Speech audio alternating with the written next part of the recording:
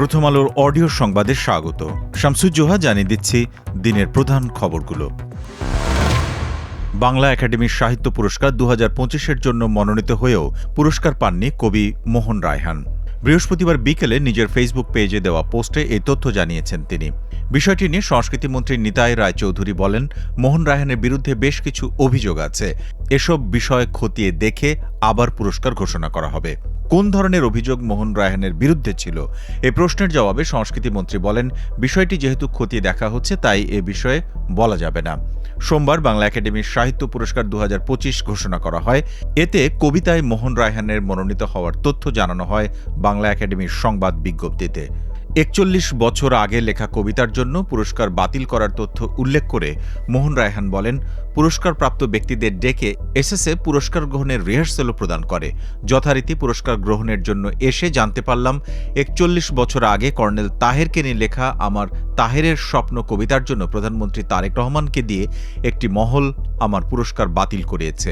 বৃহস্পতিবার রাজধানীর ওসমানী স্মৃতি মিলনায়তনে এক অনুষ্ঠানে প্রধানমন্ত্রী তারেক রহমান 9 জন বিশিষ্ট ব্যক্তি ও একটি ব্যান্ড সঙ্গীত দলকে দেশের দ্বিতীয় সর্বোচ্চ বেসামরিক সম্মাননা 21 পদক তুলে দেন। এবছর 21 পদক পেয়েছেন চলচ্চিত্রে অবদানের জন্য ফরিদা আক্তার ববিতা, চারুকলায় অধ্যাপক মোহাম্মদ আব্দুস সাত্তার, স্থাপত্যে মেরিনা তাবাসসুম, সঙ্গীতে আয়ুব বাচ্চু মরণোত্তর, নাট্যকলায় ইসলাম উদ্দিন পালাকার, সাংবাদিকতায় শফিক রেহমান, শিক্ষায় অধ্যাপক মাহবুবুল আলম মজুমদার, ভাস্কর্যে তেজস হালদার যশ এবং নৃত্যকলায় অর্থী আহমেদ। এছাড়াও জনপ্রিয় ব্যান্ড ওয়ারফেজ সঙ্গীত দল হিসেবে পুরস্কার পেয়েছে।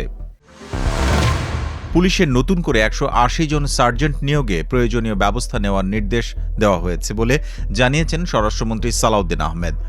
বৃহস্পতিবার সচিবালয়ে তিনি সাংবাদিকদের বলেন, এগুলো পুলিশের শূন্য পদ, পরীক্ষার মাধ্যমে দ্রুত নিয়োগ দেওয়া হবে। এছাড়াও অর্থ মন্ত্রণালয়ের ছাড়পত্র পেলে আরও 10,000 নতুন কনস্টেবল নিয়োগ দেওয়া হবে বলে জানান স্বরাষ্ট্রমন্ত্রী। এর বাইরে এসআই এবং পিএসসির মাধ্যমে এএসপি নিয়োগ দেওয়া হবে। এ বিষয়ে পরে বিস্তারিত জানানো হবে। এদিকে স্বরাষ্ট্র মন্ত্রণালয় থেকে জেলা ও উপজেলা আইনশৃঙ্খলা কমিটি পুনর্গঠন করা হয়েছে। জেলা আইনশৃঙ্খলা কমিটির সভাপতি করা হয়েছে জেলা ম্যাজিস্ট্রেট বা জেলা প্রশাসককে। 31 সদস্যের এই কমিটিতে সদস্য হিসেবে জেলা পুলিশ সুপার সহ সরকারি বিভিন্ন সংস্থার প্রতিনিধি রয়েছেন। এ কমিটির সদস্য সচিব জেলার অতিরিক্ত জেলা ম্যাজিস্ট্রেট। অন্যদিকে 22 সদস্য বিশিষ্ট উপজেলা আইনশৃঙ্খলা কমিটির মুখ্য উপদেষ্টা করা হয়েছে সংশ্লিষ্ট সংসদ সদস্যকে। এতে উপজেলা পরিষদের চেয়ারম্যান এবং ভাইস চেয়ারম্যানকে উপদেষ্টা করা হয়েছে। উপজেলা নির্বাহী কর্মকর্তাকে সভাপতি করা হয়েছে। এ কমিটিও উপজেলার সার্বিক আইনশৃঙ্খলা পরিস্থিতি এবং সংঘটিত অপরাধ পর্যালোচনা করবে। কমিটি প্রতি মাসে একবার সভায় মিলিত হবে। শস্য, ফসল, মৎস্য ও পশু সম্পদ খাতে 10,000 টাকা পর্যন্ত কৃষি ঋণ সুদসহ মওকুফের সিদ্ধান্ত নিয়েছে নতুন সরকার। এই সিদ্ধান্তের ফলে 1,550 কোটি টাকা এ মওকুফের আওতাভুক্ত থাকবে। এতে প্রায় 12 লাখ কৃষক লাভবান হবেন। বৃহস্পতিবার সকালে সচিবালয়ে প্রধানমন্ত্রী তারেক রহমানের সভাপতিত্বে নতুন মন্ত্রিসভার আনুষ্ঠানিক প্রথম বৈঠকে এই সিদ্ধান্ত হয়েছে।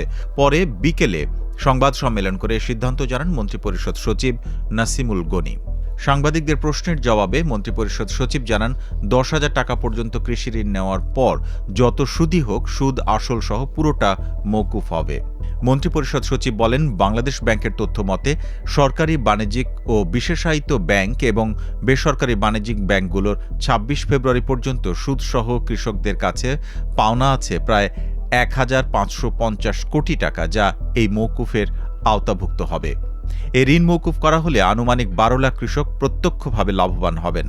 ফলে ক্ষুদ্র ও প্রান্তিক কৃষকরা ঋণের দায় থেকে মুক্ত হতে পারবেন এবং দেশের কৃষি খাতে উৎপাদন বৃদ্ধিতে সহায়ক হবে। নাসিমুল গনি আরও বলেন, এখন ঋণের কিস্তি বাবদ যে অর্থ কৃষকের ব্যয় হতো, সেই অর্থ তারা উন্নত মানের বীজ বা আধুনিক সেচ প্রযুক্তিতে বিনিয়োগ করতে পারবেন। মাথার উপর ঋণের বোঝা না থাকায় কৃষক পরবর্তী মৌসুমে নতুন উদ্যমে চাষাবাদ শুরু করতে সক্ষম হবেন। এছাড়া এই মওকুফ প্রক্রিয়ার মাধ্যমে কৃষকদের ক্রেডিট রেকর্ড বা ঋণ মান ভালো হবে। ফলে তারা ব্যাংক থেকে পুনরায় স্বল্প সুদে কৃষি ঋণ গ্রহণ করতে পারবেন, যা তাদের স্থানীয় মহাজনী ঋণের উচ্চ সুদের হাত থেকে রক্ষা করবে। ফলাফল প্রকাশের ১৩ দিন পর গণভোটের ফলাফল সংশোধন করেছে নির্বাচন কমিশন। ইতিমধ্যে ইসি গণভোটের ফলাফলের সংশোধিত গেজেট প্রকাশ করেছে। তাতে আগে প্রকাশিত ফলাফলের চেয়ে মোট প্রদত্ত ১০,৭৩,৬১৬ ভোট কম। সংশোধিত ফলাফলে হাঁ ও না ভোটের সংখ্যা কমেছে, বেড়েছে বাতিল হওয়া ভোটের সংখ্যা। ২৫ ফেব্রুয়ারি তারিখে এই গেজেটে সই করেছেন ইসির জ্যেষ্ঠ সচিব আক্তার আহমেদ। জুলাই জাতীয় সনদের সংবিধান সম্পর্কিত প্রস্তাবগুলো বাস্তবায়নের লক্ষ্যে ১২ ফেব্রুয়ারি গণভোট হয়। পরদিন ১৩ ফেব্রুয়ারি জাতীয় সংসদ নির্বাচনের সঙ্গে বেসরকারিভাবে গণভোটেরও ফলাফল ঘোষণা করেছিলেন ইসির সচিব। একই দিন রাতে ফলাফলের গেজেট জারি করা হয়েছিল। ১৩ ফেব্রুয়ারি ইসির সচিব গণভোটে হাঁ ও না ভোট পড়ার যে সংখ্যা উল্লেখ করেছিলেন, ওই রাতে প্রকাশিত গেজেটের সঙ্গে তার গড়মিল ছিল। বন্ধ কলকারখানা আবার চালুর উদ্যোগে সক্রিয় সহযোগিতার আশ্বাস দিয়েছেন বাংলাদেশ ব্যাংকের নতুন গভর্নর মোহাম্মদ মোশতাকুর রহমান। বৃহস্পতিবার সকালে দায়িত্ব নেয়ার পর বাংলাদেশ ব্যাংকের কর্মকর্তাদের সঙ্গে বৈঠকে এই আশ্বাসের কথা বলেন তিনি। সভায় মোহাম্মদ মোশতাকুর রহমান বলেন, অর্থনীতিকে প্রবৃদ্ধি ও কর্মসংস্থানমুখী করতে বাংলাদেশ ব্যাংক প্রয়োজনীয় নীতিগত ও আর্থিক সহায়তা দেবে। পাশাপাশি চলমান সংস্কার কাজ অব্যাহত থাকবে বলে জানিয়েছেন বাংলাদেশ ব্যাংকের মুখপাত্র। বৈঠক শেষে বাংলাদেশ ব্যাংকের মুখপাত্র আরিফ হোসেন খান বলেন, দায়িত্ব নেয়ার পর ডেপুটি গভর্নর এবং নির্বাহী পরিচালকদের সঙ্গে এক অনানুষ্ঠানিক বৈঠক করেন নতুন গভর্নর। সভায় তিনি জানান, কেন্দ্রীয় ব্যাংক একটি নিয়ন্ত্রক সংস্থা হওয়ায় গণমাধ্যমে বক্তব্য দেওয়ার ক্ষেত্রে সংযমী থাকবেন নতুন গভর্নর। তবে তথ্য প্রবাহ অব্যাহত রাখতে একজন মুখপাত্রের মাধ্যমে নিয়মিত যোগাযোগ রক্ষা করা হবে। সভায় মূল্যস্ফীতি নিয়ন্ত্রণ এবং সাধারণ মানুষের ক্রয় ক্ষমতার মধ্যে পণ্যের মূল্য স্থিতিশীল রাখাকে অগ্রাধিকার দেওয়া হবে বলে উল্লেখ করেন গভর্নর। একই সঙ্গে বিনিয়োগে প্রতিবন্ধকতা সৃষ্টি করছে এমন উচ্চ সুদের হারের বিষয়টি পর্যালোচনা করে প্রয়োজনীয় পদক্ষেপ নেওয়ার কথাও জানান তিনি। এই ছিল এখনকার মতো।